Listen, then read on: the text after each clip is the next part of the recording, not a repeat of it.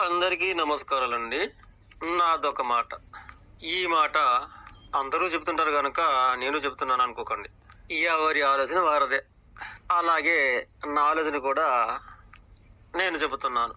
నాకు తెలిసి మన మానవులు మాత్రమే జన్మలను వ్యర్థం చేసుకుంటున్నాము. పుట్టక ముందు లేము, పోయాక ఉండము. పుట్టి ఉన్న బాల్యము, యవ్వనము, వృద్ధాప్యము అనే 3 కాలాలలో కూడాను జన్మను వ్యర్థం చేసుకుంటున్నాము. ఇక ఆ వ్యర్థ ప్రయత్నములో ఆత్రము, ఆరాటము, ఆయాసము, స్వార్థము ఈ విధమైన అధోగతి. నిజానికి ఈ జన్మ 3 కాలాలు తెరుచుకొని మాయం కావాల్సిందే కదా.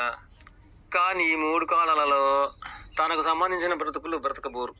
ఇట్టి బుర్రబుద్ధి కండబుద్ధి పెట్టి ఏదో సంపాదించుతాము, ఏదో సొంతం చేసుకుందాము అంటూ ప్రతి క్షణము, ప్రతి గంట, ప్రతిరోజు, ప్రతి నెల, ప్రతి సంవత్సరం కూడాను ఇక భూసంబోధన అంతా ఎదుటి వారి శ్రమే గాని, మన యొక్క ప్రయత్నమే గాని, తన యొక్క శరీరశక్తి, జ్ఞాన శక్తిని పెట్టి ఆ ప్రయత్నంలోనే ఉంటాడు.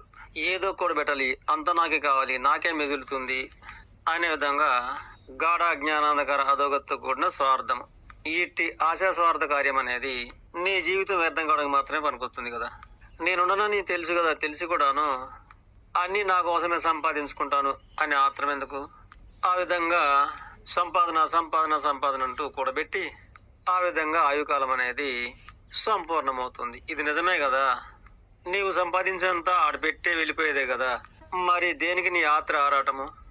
గతంలో లేవు, భవిష్యత్తులో రావు. కానీ ఈ ఉన్న 3 కాలాలలో నీ జన్మ నీకు అర్థం చేసుకోకుండా, వినియోగించుకోకుండా సంపాదన పోరాటంతో ఆయువు సంపూర్ణం చేసుకుంటావు.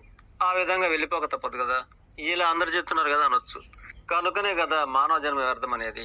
అంతులేని ఆత్రం, ఆరాట, ఆశతో కూడబెడతావు. ఇక అది కూడబెట్టి పూర్తి అయ్యేటవరకు ఇక ఆయుసు కూడా సంపూర్ణమవుతుంది. ఇక అదంతా ఆడబెట్టి వెళ్ళిపోతాడు. అయితే కొందరు అంటారు అది కొడుకులకి మనవాళ్ళకి పనికొస్తుందని. ఆ విశ్వదాత వారికి కూడా చేతులు ఇచ్చాడు కదా. అంతేకాక మన ముత్తాతలు, తాతలు, మన తండ్రులు కూడా అంతే చేశారు కదా. అలాగే రేపు మన కొడుకులు, మనవలు, ముని మనవలు కూడా చేసేదే కదా.